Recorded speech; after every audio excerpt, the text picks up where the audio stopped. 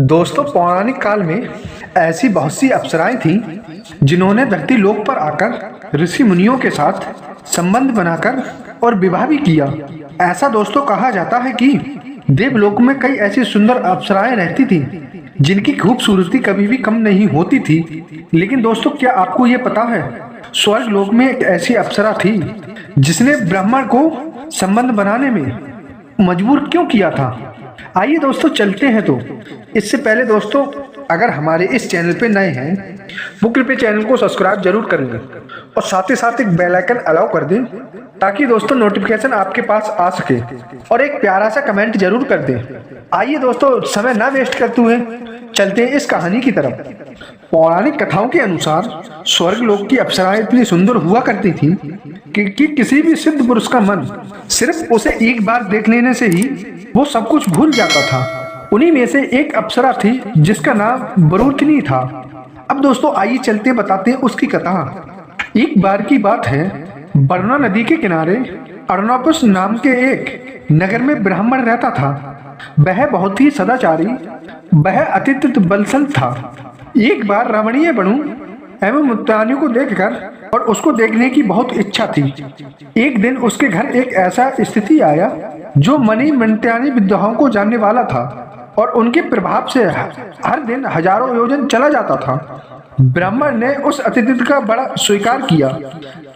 बातचीत में अतिथि ने वन, नगर, राष्ट्र, नदियों तथा और तीर्थों की भी चर्चा की, जिसे सुनकर ब्राह्मण को बहुत आश्चर्य हुआ। उसने कहा कि मेरी भी यही धरती को देखने की इच्छा है। यह सुनकर अतिथि ने उसे पैर में लगाने के लिए एक लेप दिया, जिसे लगाकर ब्राह्मण हिमालय पर्वत को देखने को चला।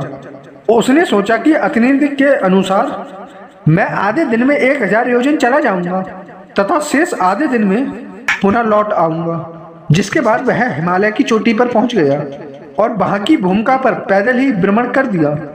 बर्फ में चलते चलते उसके पैरों में लगाए हुआ दिव्य लेप वो धुल गया। अब वो इधर उधर घूमकर हिमालय के सुंदर प्रमुख को देखने लगा। वह सिद्ध गंधर्व किन्नरों का आवास स्थल रहा था। इनके रहने से वहां की सुंदरता और बढ़ गई थी। वहां की मनोहर चोटियों को देखने से उसके मन में आनंद और रोमांच आ गया। अगले दिन उसने सोचा कि अब घर चले, लेकिन उसे पता चला कि उसके पैरों की कुंठी गठित हो चुकी है।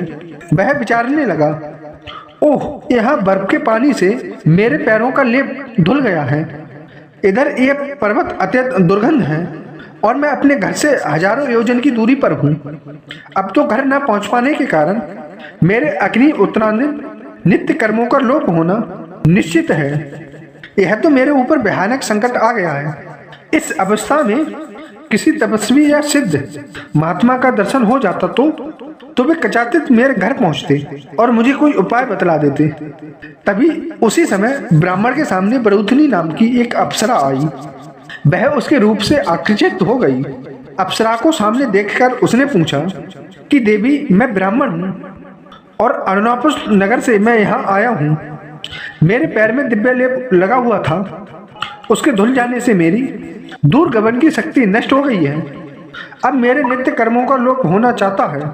कोई ऐसा उपाय बतलाओ जिससे सूर्य अस्त के पूर्व ही मैं अपने घर पहुंच जाऊं।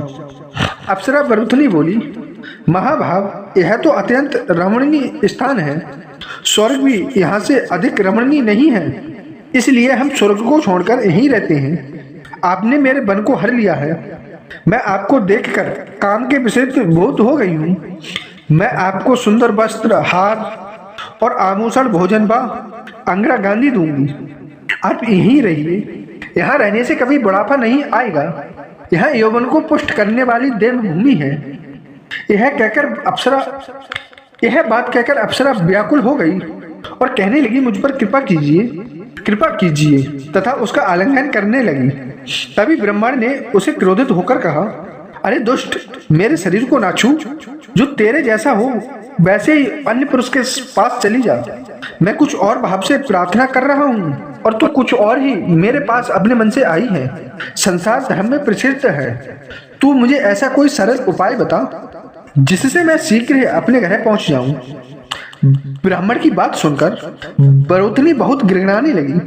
उसने कहा, ब्राह्मण, जो आत्मगढ़ बतलाए गए हैं उनमें दया ही प्रधान है।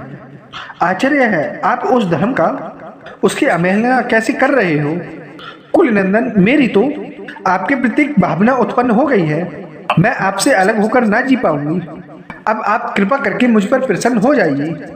तो ब्राह्मण ने कहा कि यदि सचमुच तुम्हारी मुझ में कोई प्रीति है तो मुझे कोई जल्दी एक ऐसा रास्ता बताओ जिससे मैं तत्काल घर पहुंच जाऊं। किंतु अप्सरा ने ब्राह्मण की एक ना सुनी और वह किसी भी तरह से उसे प्रसन्न करने लगी। अंत में ब्राह्मण ने कहा कि बरूतनी, मेरे गुरुजनों ने उपदेश दिया है कि पराई स्त्री की कभी भी अभिलाषा ना करें।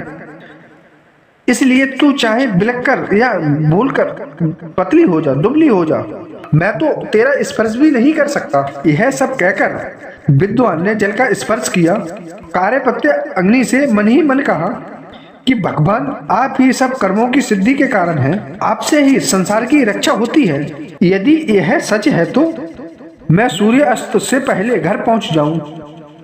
और अगर मैंने कभी भी वैदिक कर्मोनुष्ठान में काल का परित्याग न किया हो तो आज मैं घर पहुंचने से पहले ही सूर्य अस्त होने को पहले देखूं। और तो और मेरे मन में पराई स्त्री की इच्छा कभी नहीं हो तो मेरा यह मनोरथ सिद्ध हो जाए। सदाचार ब्राह्मण के ऐसा कहते ही गर्भवती याग त्यागी ने प्रवेश किया। उस अप्सरा के देखते ही देखते वे वहां से चले तथा वह एक ही पल में घर पहुंच गई। और घर पर पहुंचकर उन्होंने यथाशास्त्र सभी कर्मों का अनुष्ठान किया तथा अपनी शांति से बहुत प्रीति से जीवन बिताया। तो दोस्तों, आपने जाना कि अप्सरा ने ब्राह्मण को संबंध बनाने में मजबूर क्यों किया। यदि आपको पहले से किसी बात की जानकारी थी तो हमें कमेंट करके नीचे जरूर बताएं। दोस्तों, आज की वीडियो में बस इतना ही। उम्मीद करते हैं दोस्तों आपको वीडियो पसंद आई होगी।